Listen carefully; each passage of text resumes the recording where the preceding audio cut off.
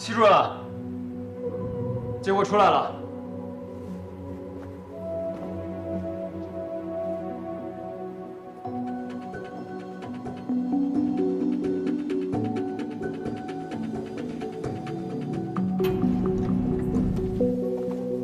廖云生死了，谢瑶琪还生死未卜，我们好像又回到了原点。如果谢瑶琪没死的话，今天晚上就是救她的最后机会。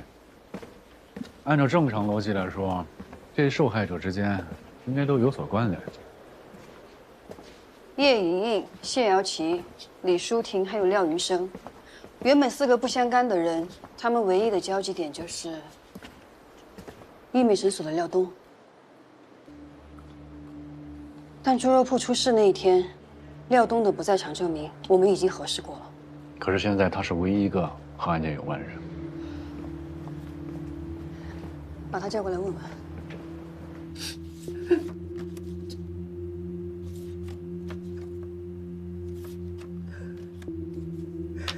这孩子打小就可怜，从小没了爹妈，是我妈把他拉扯大。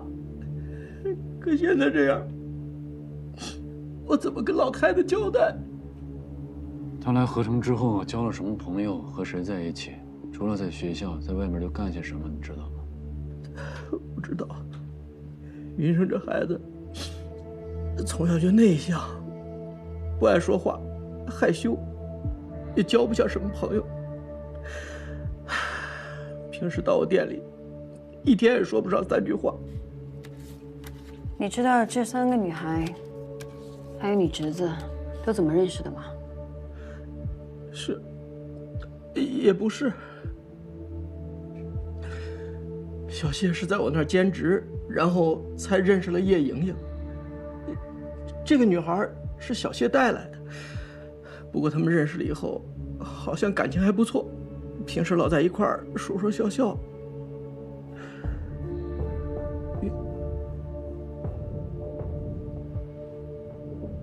有什么你就说，把你知道的、想到的，一字不漏的告诉我们，这样才可以帮助我们找到杀害你侄子的凶手。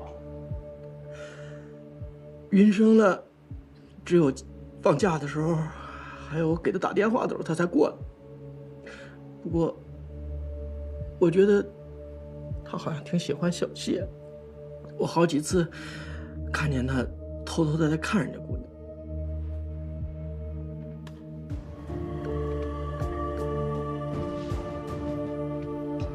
他们2个人有进一步发展吗？没有，我还嘲笑他来着，来俺们想吃天鹅肉。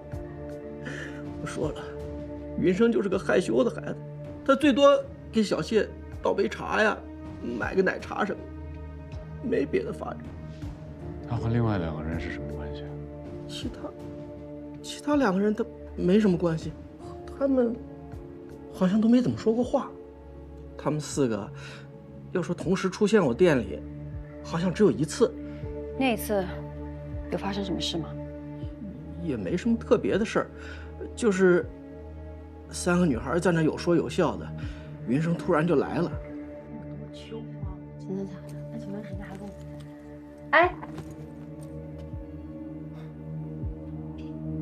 姐姐，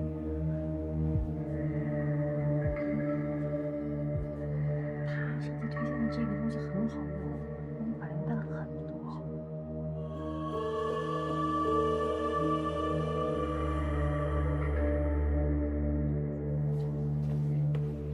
然后这个女孩就再也没来过我店里了。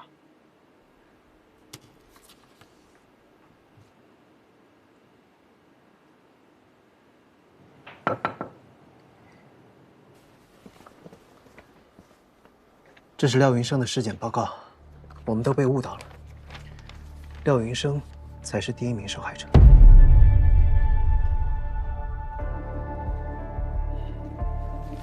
死者廖云生与第1名死者叶莹莹一样，在腹部发现了模仿蜘蛛口气扎入猎物体内的创口，内脏也有被盐酸腐蚀过的痕迹。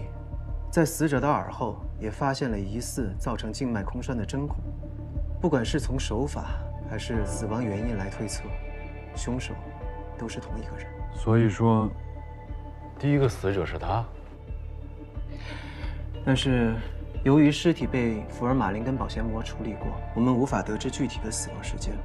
但是，经过我们进一步的检测，可以大致的估算，廖云生至少死了有4个星期以上。如果按照之前齐法医说的犯案周期是13天来推算，那叶莹莹就是在他之后被杀的。现在13天这个杀人周期已经不准确了。根据李淑婷的说法，凶手提前杀了谢瑶琪，而且绑架李淑婷的时间也提前了。这到底为什么？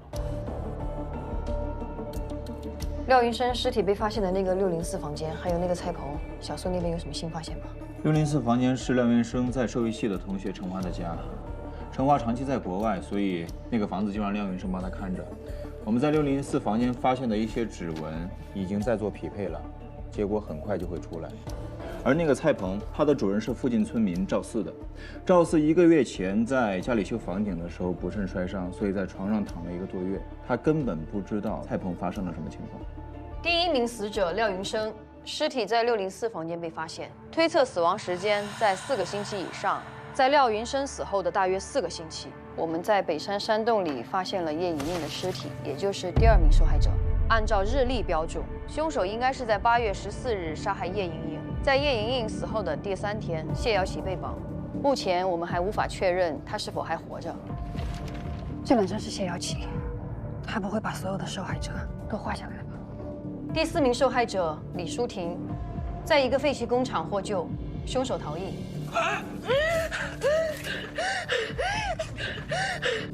从凶手的行为模式来看，是从李淑婷案开始改变的。不仅仅是犯罪的周期产生了改变，就连作案地点以及作案逻辑都有所不同。前2个现场都有凶手特制的漏斗蛛网，为什么这个现场没有？如果他认定这里是他新巢穴的话，谢瑶琪应该在这里才对，可是却没有。按照李淑婷的说法，她认为是廖云生绑架的她，但廖云生早就死了，根本不可能是他做的。那会是谁呢？谢瑶琪被绑架的时候，警方是接到了猪肉铺老板报警的电话，但是老板死了，所以就说没有人可以证明谢瑶琪被绑架了。你怀疑谢瑶琪？如果谢瑶琪是凶手，一切都说得通了。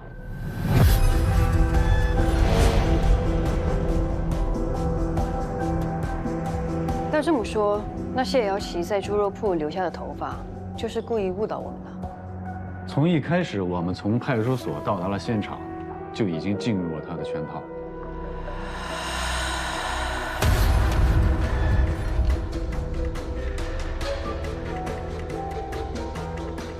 他把所有线索都引到廖云生身上，因为廖云生具备了所有犯罪分子的特征。你看，一个可以接触到病瘤内脏的农大学生，他的舅舅廖东还是黑诊所的老板，所有受害者还都和诊所有关。按照李淑婷说的，谢瑶琪和廖云生他们是恋爱关系，那谢瑶琪就很有机会能够进入到大棚，栽赃给廖云生。琪琪。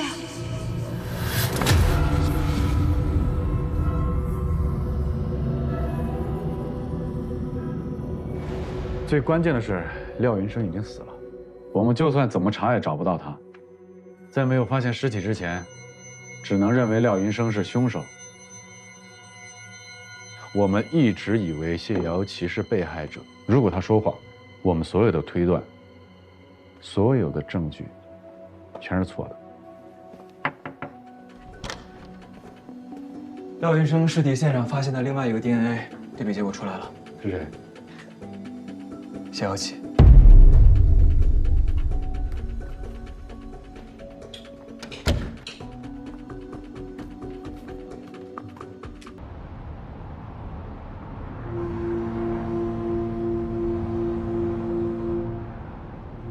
臣本布衣，臣本布衣，躬耕于南阳，躬耕于南阳，苟全性命于乱世，苟全性命于乱世。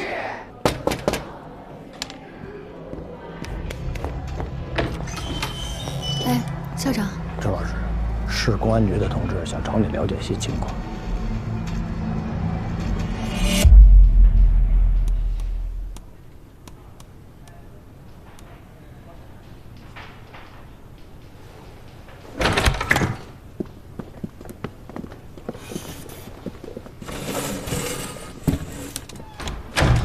您坐，嫂子。不好意思啊，嫂子，事情发生的比较突然，可以说是非常的紧急，所以说只能麻烦您到局里，咱们做一个检查。人抓到了。嫂子，今天请您过来呢，是想向您了解一些关于老乔的其他的事情。据你所知，老乔生前有没有跟朋友有什么生意上的经济往来，或者说他有什么民间的借贷是你不知情的？这么说吧，咱们家这一年，就是银行账户上有没有不明来历的资金的流入，或者说老乔他有没有什么不良的嗜好，比如说赌博呀，或者说是借了什么钱，有没有可能在你不知情的情况下，老乔？你什么意思啊？直说。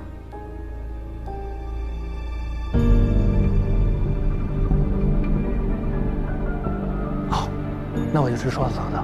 我们接到了一个举报，举报乔振兴在去年的年中收受了巨额的贿赂，你知情吗？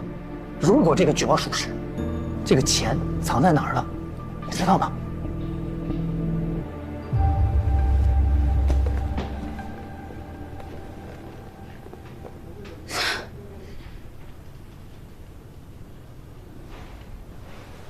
杨静，手机给他看。啊，嫂子，你看一下，这是不是老乔的手机？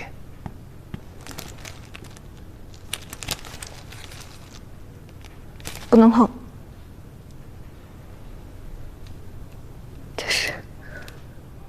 这是老乔的。找给他看。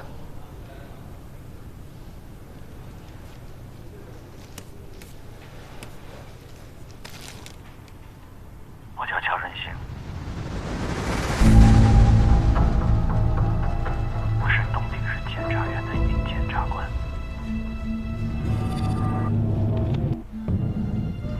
今天是万海案开庭的第一天。哎，会不会一部的小主任呢？前段时间死在那里，你才知道？传出好久了。我要活不下去了。保护伞。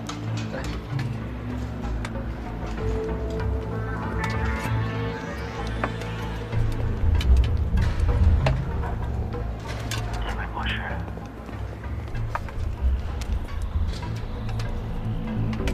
因为我是万海黑社会刑侦组织的保护伞。万海在被审判，我在这儿也在被审判。我承认，我拿过万海的钱，你怎么还不走啊？答应帮他们洗脱罪你名。看什么呢？我对不起党，对不起国家对我的培养。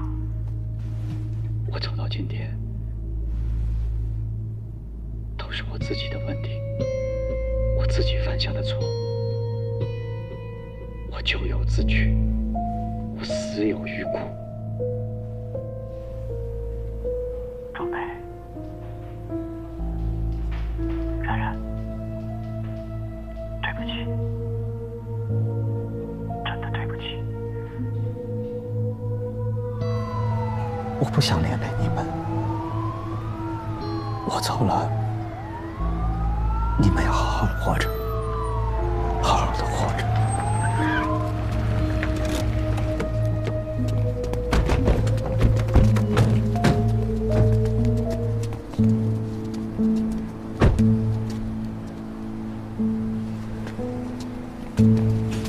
离开现场。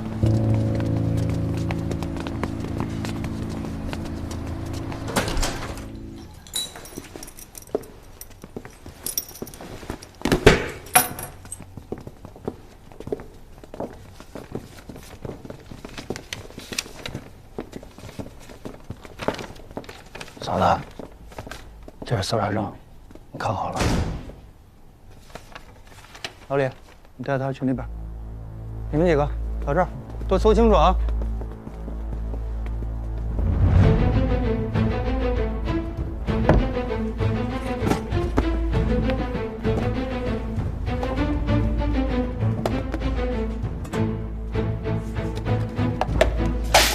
咋了？没注点意啊？给人收拾干净。乔嫣然，给刘美琪道歉。为什么？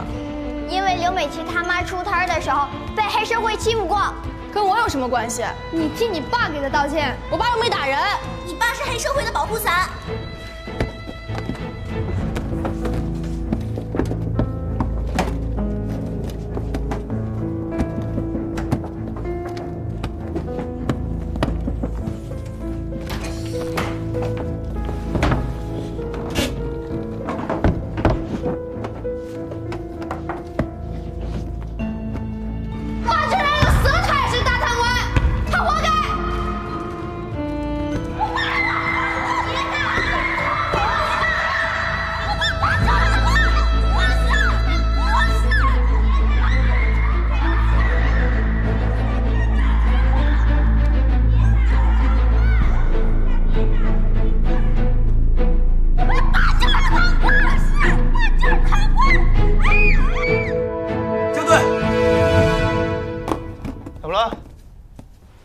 床底有钱。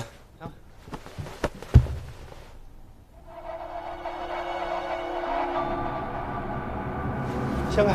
好。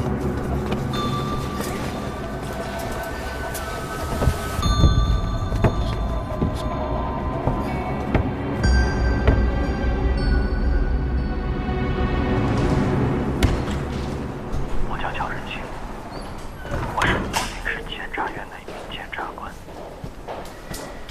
今天是万海案开庭的第一天。李姐，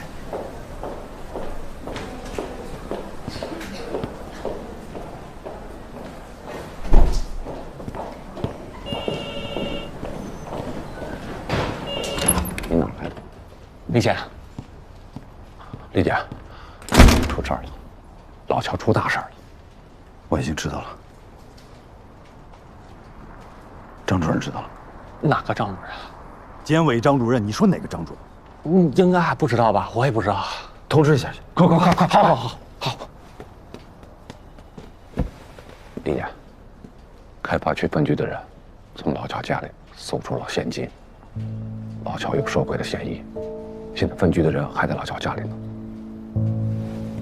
李姐干嘛去？我去一趟乔志兴家呀。这个时候怎么能去呢？第一，办案的人员还正在查；第二，老乔真有什么事儿，你这会儿去不是给自己惹麻烦。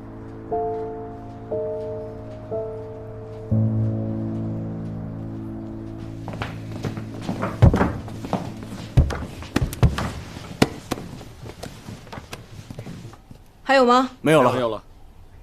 多少？300万，对上了。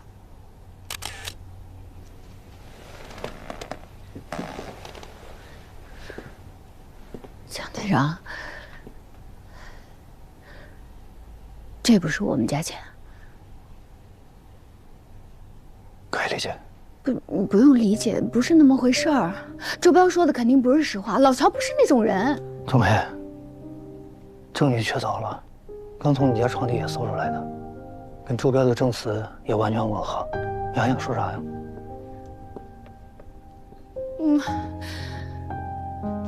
不可能啊！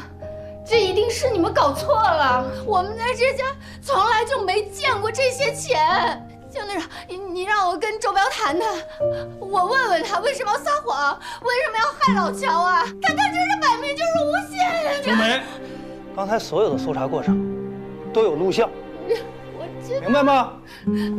哎呀，警务带呢？在这儿。来，冬梅，这些赃款我们一会儿带回去。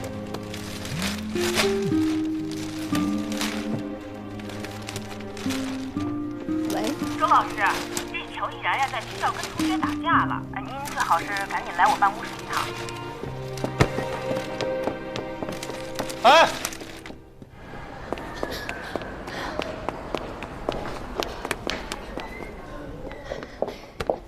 这怎么回事？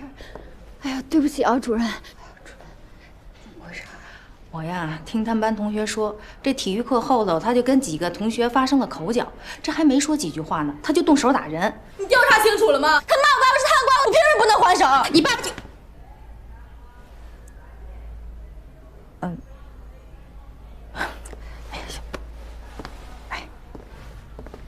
小梅呀，我知道你们家最近遇到点事儿，但是孩子这种情况你也不能不管呀，是吧？哎，都。疼，妈，疼，妈！你知道疼啊？你跟谁学的？你还学会打架了？我跟你爸就是这么教你的，让你在学校打架的啊？你愿意打架是不是？啊，学别上场，来，衣服脱了吧。你这不是个学生，脱了。上什么学？只会打架是吗？你想气死我呀！你是不是觉得家里不够乱？啊？你刚才怎么打的？你还咬人了？来，你咬一个我看看。来，你咬，你咬，张嘴！怎么咬的你？他们说我爸爸是贪官，爸不是。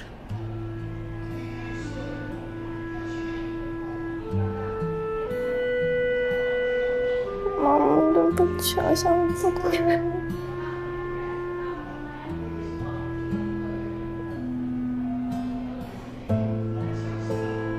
妈妈，对不起。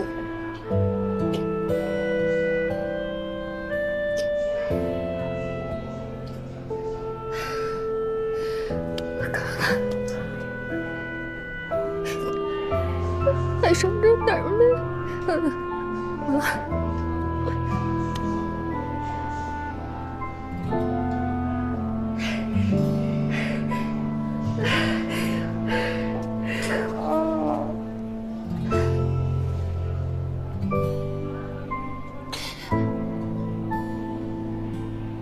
怎么搞的？这种视频也能传到社会上去？蓝书记啊，这是我工作上的一个疏忽。都坐下说，坐。孙飞啊，你赶紧把视频人的调查情况给蓝书记汇报一下。好。报告蓝书记，经过我们调查，乔振新的视频不是从我们公安部门流出的。目前查到的第一版上传时间应该是在我们截获手机前。经过我们网警的技术分析，上传视频的手机账号是新注册的，用的也是虚拟的网络地址，根本查不到源头。我们推测可能是有人用黑客技术盗取了乔振新手机的数据。毕竟关注万海案的人多，把它传到网上也是企图引起更多网友的关注。就不能控制一下是吗？已经就让他随便这么发酵？已经控制了，但是缺少人手和时间。孙飞啊，如果缺人手，我可以给你加。乔正兴这个案子，如果调查的差不多了，就该消除影响，给老百姓一个交代。啊，必须的。乔振兴的例子可谓触目惊心。我作为领导要负主要责任，一定要警惕，廉洁工作不能有一丝的松懈。在座的，咱们手中的权力都是党和人民给的，一旦以权谋私、贪赃枉法，将万劫不复。我们要对得起东平660万百姓。周总，兄弟们工资什么时候能开呀？你帮我盯着点，我看看开。好吧，周总。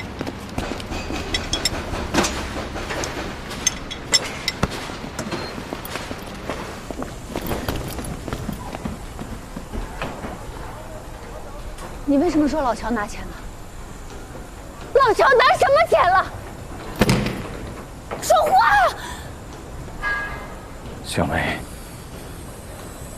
对不起，我不想这样，是我害了妹夫。你为什么害振兴？你别问了，这都是为了你们好。你把话说清楚，什么叫为了我们好？人都没了，现在说这个有什么用？走，咱们跟警察说清楚。走，小梅，你再去，小梅。啊！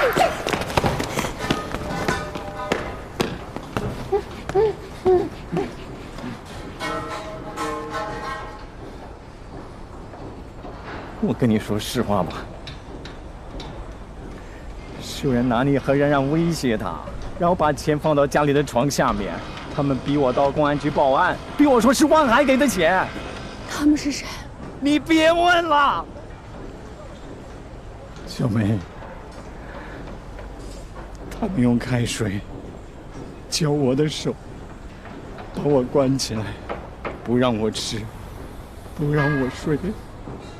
你差点就见不到你哥了，我没有办法再说的呀。你真的要去告诉警察，你和冉冉就跟妹夫一样了。他这么做是在保护你们，小梅。可求你了，我都不知道他们是谁，查不出来的，你就认命吧。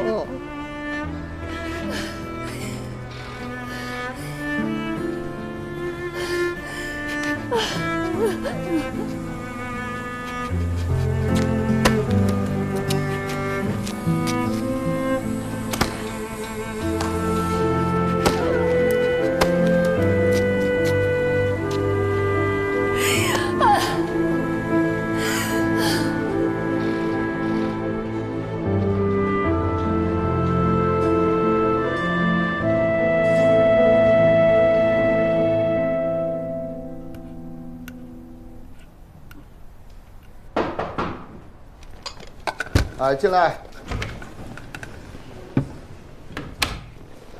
李姐，开始吧。那好。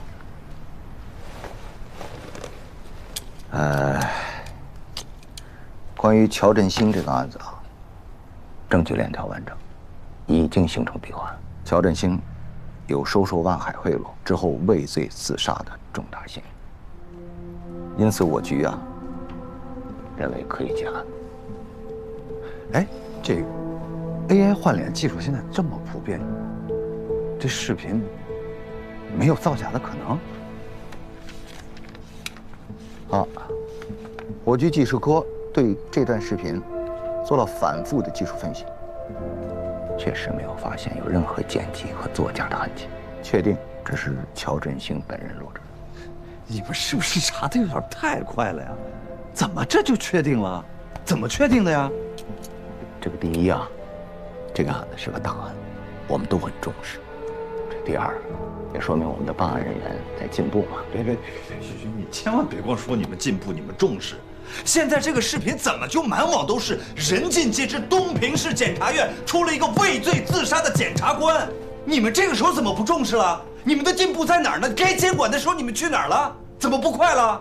理解，消消气。在这件事情上，我们的人啊也在加紧的查，公安也会对家属进行妥善的安置和保障。你先消消气。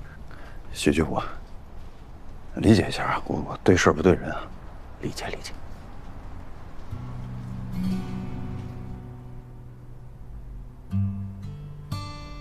变化太快了，不光是城市变化快，人心变得也快。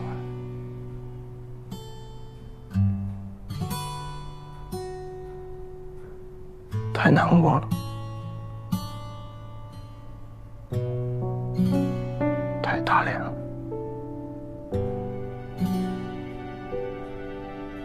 理解。不过这种事情对你们11部来说，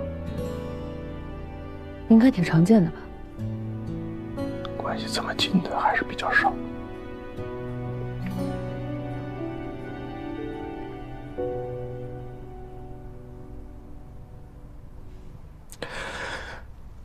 但是我们11部呢，做的就是这个工作。实话讲，领导信任，这把刀交到我们手上，所以不管关系远近亲疏，我们肯定还是要坚守底线，坚守原则。你接下来什么打算？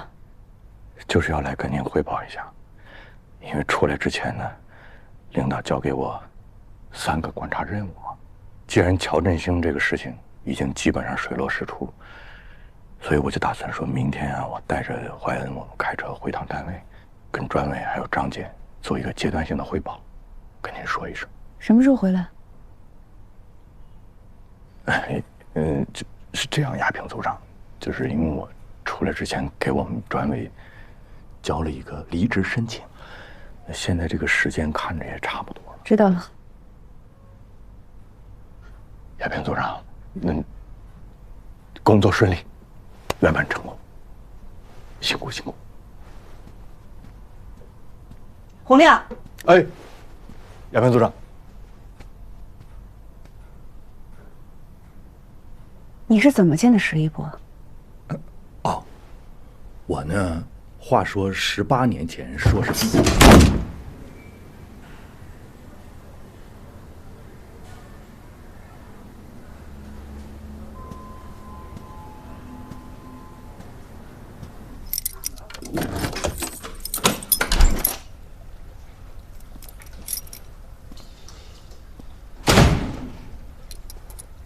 回来了。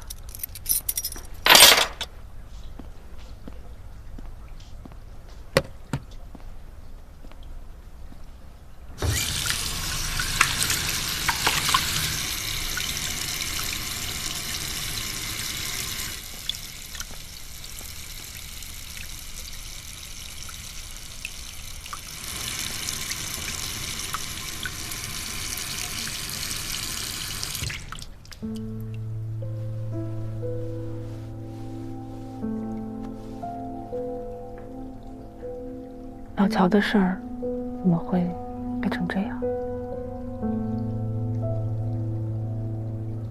家里又搜出300万现金。啊？谁给的？万海吗？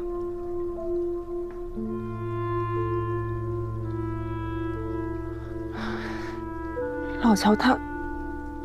老乔在我心里是最不应该出事的那个人。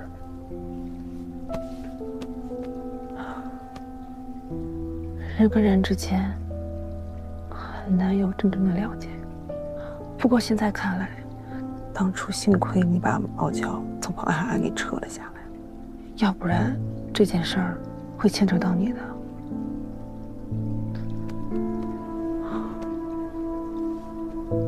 这我还是想不明白啊！你说这老乔，他也不是个爱钱的人呢。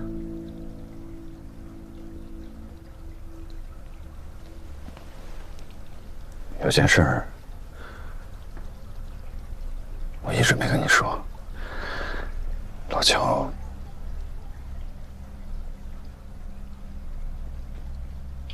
曾经张嘴跟我借过钱。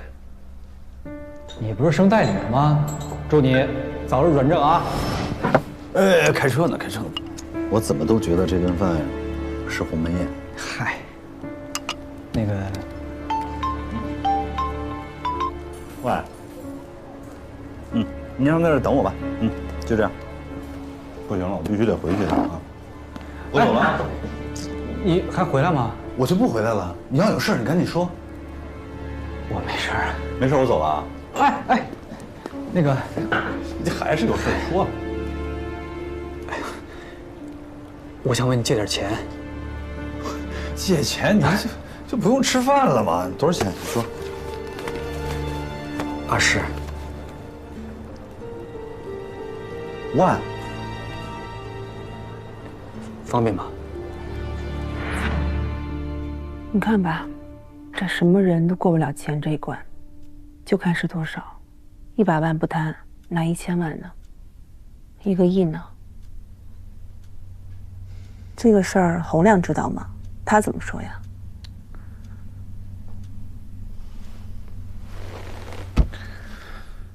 事情这么大，全网应该都知道了，洪亮肯定也知道了，这会儿估计心里也正不好受呢。老乔的事儿再接受不了，也已经这样了，不过你得注意啊，不能因为这个事儿影响你跟洪亮的关系。哎，要不然，你看这样行不行啊？咱把燕欣跟子健的订婚宴给提前了。你看刚好啊，这洪亮也在东平，到时候我把江明也约过来，咱们一块儿吃个饭，热闹热闹。刚好把这段时间的晦气扫一扫，让老乔这事儿也赶紧翻篇儿。你觉得怎么样？这时候办订婚宴不合适吧？有什么不合适的呀？他人都已经走了，那咱们的日子那还得继续过呀。这件事儿你就甭管了啊，我到时候我去跟小姨说，等他时间定下来，咱就提前。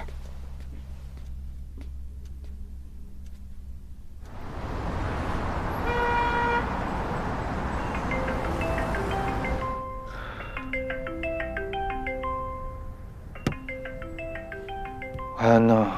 领导来电话，肯定让我跟他汇报工作了。哦，那需要我跟你一块汇报工作吗？建议回避。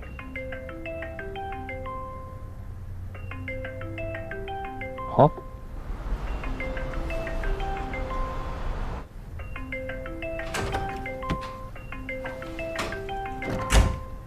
哎，老乔的视频你看了吗？等会儿啊。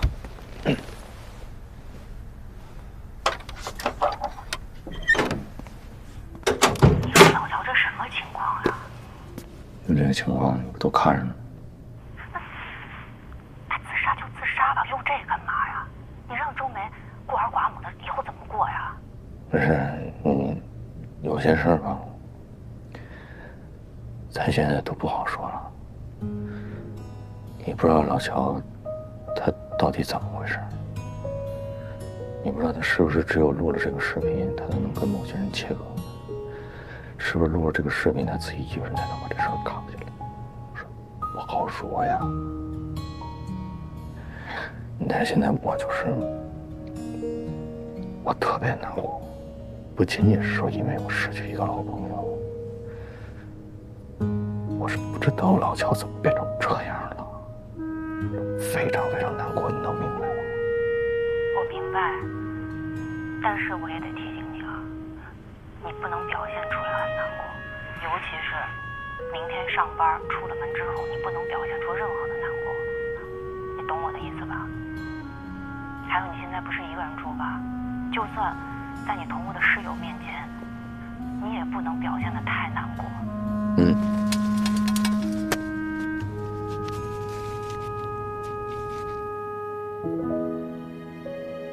洪亮啊，你要实在绷不住的话，你来北京啊。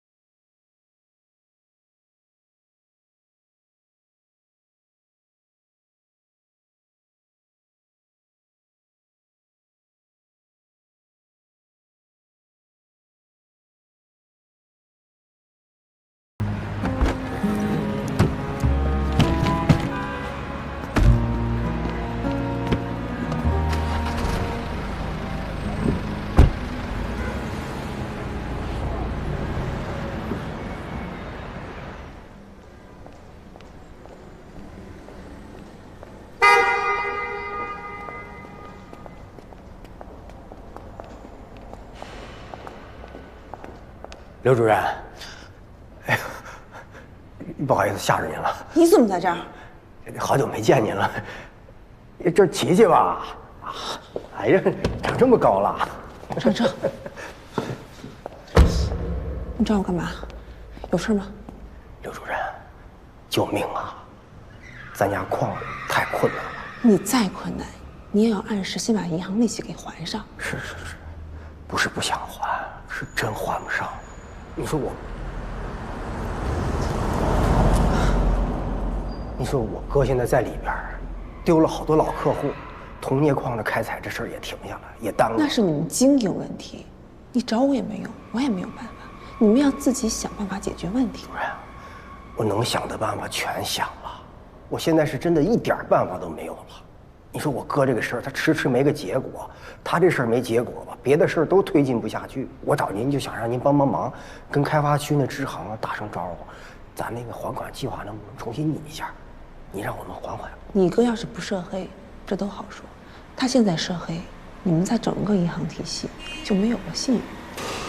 说实话，当初要不是我们管委会替你们担保，人家早起诉你们。所以说呀，主任，您这是，您不能撒手不管呀。那我也给您交个底儿，要真这么耗下去，那咱这矿那就得破产。那要真破产了，别说利息了，本金都还不上。那毕竟当初也是您做了担保嘛。天，不是我个人担保，是管委会担保啊！我没拿1分钱，一切手续合法合规，这里头没有我个人什么事儿，你给我搞清楚行不行？我明白，主任，我的意思是啊，如果这3个亿还不上，那咱区政府不也是财政损失吗？您作为担保也不可能一点关系都没有。您又是领导，肯定不想面对这个结果嘛。我说您让银行稍微松松手。你让我先想想行吗？我要迟到了。拜托了，拜托。还有，以后别来这儿找我，有事区里说。哎，土特产几10块钱的东西，别给我找事儿，拿走。哦，那拜托了啊，主任。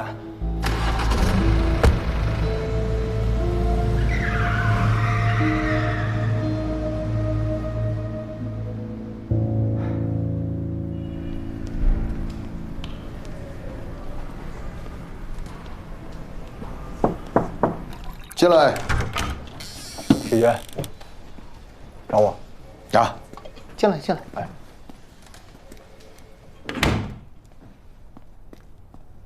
是这样的，今天啊，分局的同志会去找周梅签字，我估计家属挺难接受这个事儿。你跟着去一趟，帮着做安抚工作啊。这是要结案了吧？人证物证都来，而且相互印证，这个案子得结了。许娟，这样的不能结呀！我哥生前让人威胁过，这事孙飞根本没查呀。还有，他们说我哥喝了1整瓶白酒，我哥滴酒不沾。您合计合计这事儿，他怎么可能自己喝完了1瓶白酒跑到永清河边上去呢？还有，行了，你说的这一切都是没有证据支撑的猜测嘛？没有证据，咱们可以调查，咱可以印证，对吧？他孙飞不查，咱可以把这案子拿回来，咱让市刑侦支队查。再不济，您把这案子给我，我问过您，我哥生前的行动轨迹、通话记录，您不让我碰，您不让我沾呐。王连长，你在部队不是这么教我的呀？啊，您怎么到了地方您都变了呀？咱们公安现在就这么办案子吗？随便找点证据拼到在一块儿就要结案，这不是草菅人命，这不是同流合污吗？田丰，你疯了你！胡说八道些什么？作为一个警察侮辱你了。部队有部队的纪律，公安有公安的规矩。这个案子是人分局查的，你不能因为你不满意你就推翻了他呀。再者说了，孙飞抢走的案是谁想拿就能拿回来的吗？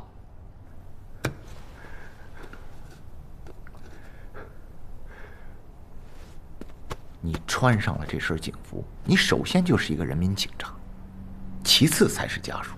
你首先要把自己的工作做好，还要讲究工作态度。你不能这么横冲直撞的呀！我怎么教你的呀？您教我要听我的。今天啊，跟着江红军一起去，帮着分局的同志做好安抚。我这是命令。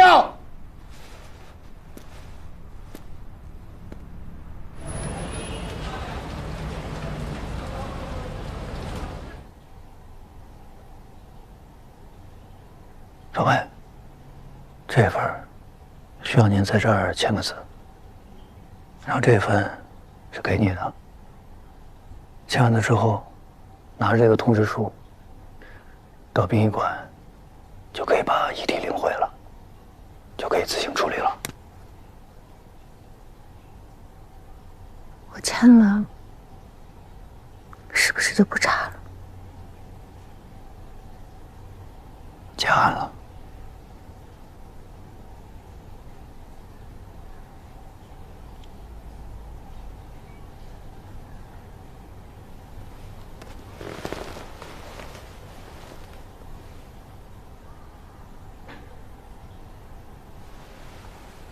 杜老师，这个是程序。说，我爸不可能自杀的，对吧？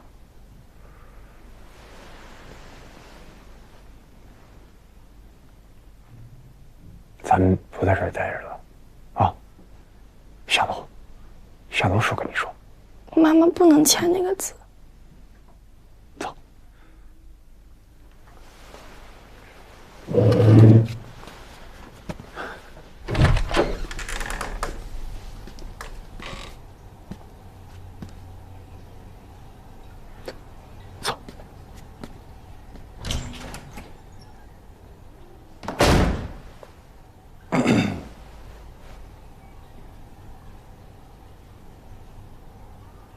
周梅，我知道，我说我理解你，这句话对你来说太轻了。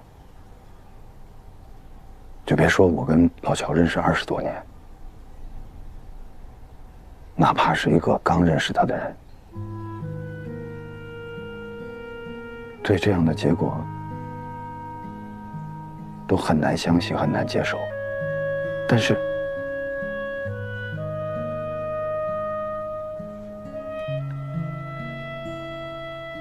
签了吧，好吗？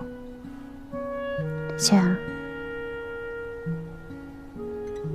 能给老乔开个追悼会吗？